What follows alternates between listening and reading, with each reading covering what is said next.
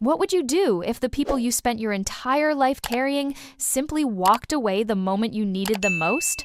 What if the ones who called themselves your family were the very ones who never showed up? My name is Claire Donovan. I was 35 years old, director of operations at a fintech startup in Austin, Texas, and for one brief moment, I was 12 days away from the life I had spent 13 years building from nothing. Our IPO was set at $15 million. My stock options, $310,000, were 9 days from vesting. 40 people were counting on me to finish the final audit. 9 days. That was all I needed to survive. But I had been surviving my whole life. When my mother Diane remarried Robert, I was 6 years old. From that day forward, the message was quiet but consistent. Claire is the strong one. Claire can handle it. Claire doesn't need anyone. So I stopped asking. I stopped expecting. I just worked. I built. I paid. For 13 years, I was the engine that kept everyone else moving forward. On the night of November 14th at 11:52 p.m., I was alone on the 18th floor. The fluorescent lights buzzed overhead like a frequency only I could feel. The air conditioning hummed low and cold. The city of Austin glittered 30 stories below, indifferent and brilliant. On my screen, a single spreadsheet column stared back at me, $380,000. 10 years of transfers, payments, and quiet sacrifices made for a family that never once asked if I was okay.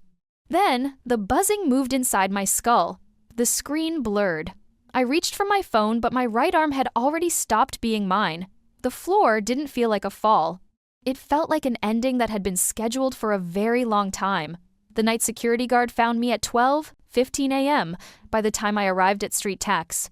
David's medical center, the neurosurgical team was already scrubbing in. The attending physician told the nurses he wasn't sure I would make it to sunrise. I had spent 10 years keeping everyone else afloat.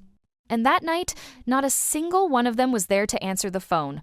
While the machines in room 412 breathed for me, the world outside kept moving, funded, as it always had been, by me. The nurses told me later what happened in those first hours. I wasn't conscious to witness it. But the details were burned into the record, and eventually, they were burned into me. Diane received the call at 7:15 in the morning. The charge nurse on duty said my mother's voice was calm, not the calm of someone trying to hold themselves together, but the calm of someone receiving mildly inconvenient news. Her first question was not, is she going to survive? Her first question was, does she have her insurance card with her? The nurse paused before answering. She told me later she had never forgotten that moment. By 10 o'clock, Diane arrived with Robert and my younger sister Savannah. They walked into the ICU together, and the room, according to the staff, immediately felt smaller. Not because of grief, because of impatience. Savannah positioned herself near the doorway, arms wrapped around the cream-colored Gucci bag I had bought her 8 months earlier as a graduation gift. She wrinkled her nose and said the smell of the hospital was making her feel sick. I was unconscious 3 feet away, breathing through a machine. Robert checked his watch for the 3rd time in 10 minutes without saying a word. At 2:30 that afternoon, while I was still deep in sedation, Diane pulled the lead neurosurgeon aside. She told him Claire had always been the strongest person in the family, that she was certain I would pull through, and that they had a 5 o'clock flight to catch. She did not ask about my prognosis. She did not ask about the surgical risks. She did not look back at the door to room 412 as she walked away. The 3 of them boarded a flight to Turks and Caicos for Savannah's wedding venue scouting trip. The charge nurse who worked that night told me months later that in 20 years of critical care, it was the only time she watched a family leave and couldn't find a single word to say. Room 412 went quiet. The monitor beeped steadily, evenly, indifferently. And in the visitor log on the nurse's station desk, a single name appeared written in neat block letters across 3 consecutive nights. The name was Edward, and nobody on staff knew who he was. I don't know exactly what hour I fully came back, but I remember the darkness giving way to the cold blue glow of the monitors, the antiseptic smell of the ICU, and the distant sound of the city humming 14 floors below. My fingers felt like wet concrete, but my mind was running clean, cold, and absolutely clear. I didn't reach for the call button. I reached for my phone. Using voice commands, I moved with the precision of someone who had spent a decade making high-stakes decisions under pressure. Cancel authorization on card ending in 7731, Diane's. Cancel authorization on card ending in 9204, Savannah's. Then, I pulled up the recurring transfer I had maintained for years, $1,800 every single month in rent assistance, and deleted it without hesitation. Then I opened the file labeled The Ledger, 10 years of line items, car payments, private tuition, designer bags, and the quiet bailout in 2020 when Robert's company collapsed and a brand new mortgage somehow appeared in its place funded, as always, by me. The final figure read $380,000. I stared at it and realized I wasn't just canceling credit cards. I was signing divorce papers for a family that had never truly married me. At 4:17 in the morning, 16 voicemails arrived in under an hour. Diane's voice came first, sharp and airless, like a shareholder watching a stock crater in real time. Claire. The cards were declined in front of Savannah's wedding planner. Transfer $60,000 right now. I know you're awake. Then Savannah, cracking between fury and disbelief. You had a minor health scare and now you're blowing up my entire life? A minor health scare. That was her phrase for a 7-hour emergency neurosurgery. Not one of the 16 messages asked whether I could speak or move my hand. I listened to every single one. Then I deleted them, one by one, with the same detachment I'd used to close a failed account. This wasn't anger, it was an audit, and the results were conclusive. The door opened with a soft hiss. A man stepped in tall, silver-haired, with sharp blue eyes that stopped me cold because they were a precise mirror of my own. His name was Edward Callahan, founder of Callahan Ventures, the anonymous angel investor who had wired $2.1 million into my company 3 years ago, 6 weeks before we would have collapsed. He was also, he said without flinching, my biological father. He had watched my high school graduation from the back row. He had streamed my college ceremony alone from a hotel room 2 states away. He had stood outside this ICU door for 3 consecutive nights because Diane had made one thing clear 30 years ago: if he ever came forward, she would drag my name through every tabloid in Texas. So he had stayed silent until the night I collapsed, and silence finally became something he could no longer afford. He looked at me and said quietly, "I covered your medical bills, $310,000. That was the easiest thing I have done in 30 years. I didn't offer forgiveness." I just held his gaze and waited because the way he set his briefcase on the chair told me the hardest part of this conversation had not yet begun. Edward hadn't come simply to introduce himself. He came with a briefcase. And what he placed on my lap that morning was not a family reunion, it was a 30-year paper trail of calculated theft. He opened the leather portfolio slowly, the way someone does when they want every word to land before you react. He told me he had established a trust fund in my name when I was 4 years old, contributing to it quietly for 3 decades, building something meant to be my foundation, my freedom, my safety net. Then he pointed to the withdrawal ledger.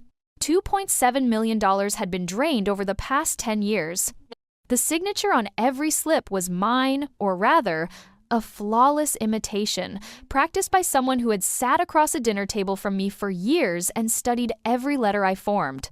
The instrument Diane had used was a financial power of attorney I had signed at 24, during a period when I still believed she was someone worth trusting. I had handed her the keys to a door I didn't even know existed. Edward walked me through the timeline without emotion, because the facts were damning enough on their own. In 2016, Savannah enrolled in one of the most expensive private universities in the state. In 2020, 2 months after Robert's company filed for bankruptcy, they purchased a new home outright. In 2023, the same week I was first hospitalized for exhaustion, Diane drove off a dealership lot in a luxury vehicle. Every emergency they had ever called me about had been a carefully maintained fiction designed to keep the withdrawals invisible. Then Edward slid a photograph across the portfolio bank security footage from 3 months earlier. Diane and Savannah at a branch counter, presenting a fraudulent ID and my social security number. The final transaction that day, $180,000, processed on the exact afternoon I had signed the IPO agreement. I didn't have time to fully absorb it before the door swung open. They walked in like they owned the building. Diane first, Robert a step behind, Savannah trailing with a carry-on still tagged from the resort. Their skin was warm and sun-darkened. The smell of expensive sunscreen followed them into the sterile room like an insult. Diane's eyes found me immediately. Her voice was controlled but bladed. "What did you do to our accounts? I was removed from a spa appointment in front of the entire group. Do you have any idea what that felt like?" Savannah stepped forward before I could respond. "You destroyed my scouting trip. This was supposed to be about my wedding, not your drama." I let the silence sit for 3 seconds. Then I spoke, flat and factual, the way I would deliver a report to a board. The accounts were flagged because someone used the fingerprint of an unconscious woman to authenticate a $120,000 transfer. The room went completely still. Savannah opened her mouth to respond, and then she saw him. Edward rose from the chair in the corner and stepped into the light. She had never met him. But those pale blue eyes, identical to mine, told her everything before a single word was spoken. Diane's face didn't just fall. It drained color, leaving her from forehead to jaw in one slow wave, as if someone had pulled a plug. Her lips moved without sound. Edward set the open portfolio on the blanket between us and looked at Diane with the unhurried calm of a man who had waited 30 years for this moment. "Hello, Diane. I think it's time we discuss these withdrawal slips." Behind him stood a mobile notary and a federal attorney. 60 minutes to sign a full admission of debt and a voluntary asset transfer, or the FBI field office would receive the complete case file before sunset. Robert attempted to speak. Edward looked at him once. Just once. Robert sat back down. Diane's hand trembled as she reached for the pen, but she signed. There was nothing left to negotiate, and she knew it. There are moments when you watch someone sign their name and understand with complete clarity, this is not the end of an argument. It is the end of something that was never what it claimed to be. I signed the final IPO documents in the back seat of Edward's car, somewhere on the quiet stretch of road between Street Davids and downtown Austin. The city lights were just beginning to come on, soft and amber through the window, and for the first time in as long as I could remember, I was not thinking about anyone else. My stock options vested at $310,000, but that number, as significant as it was not what I felt sitting in that car. What I felt was the specific, unfamiliar weight of a life that finally belonged only to me.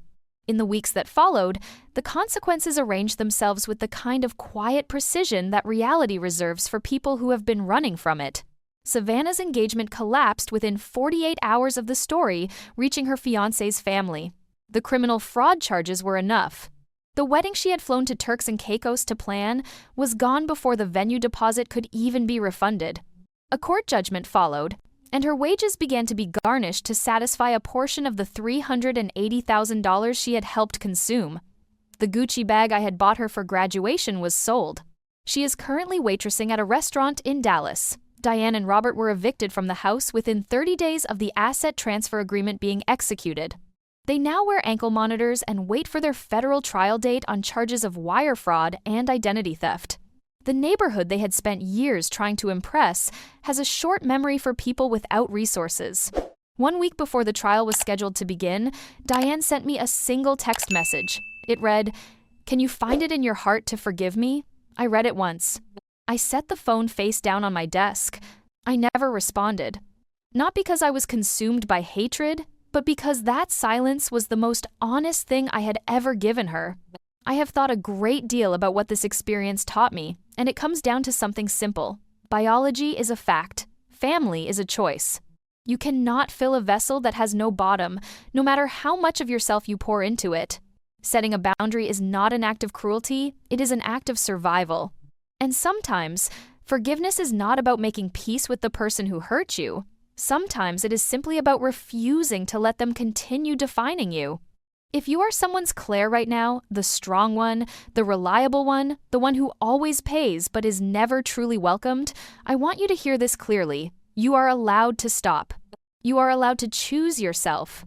The surgical scar on my head has faded to a thin silver line. Every morning when I see it in the mirror, I don't see a breakdown. I see the exact moment I finally stopped living for everyone else and started living for me.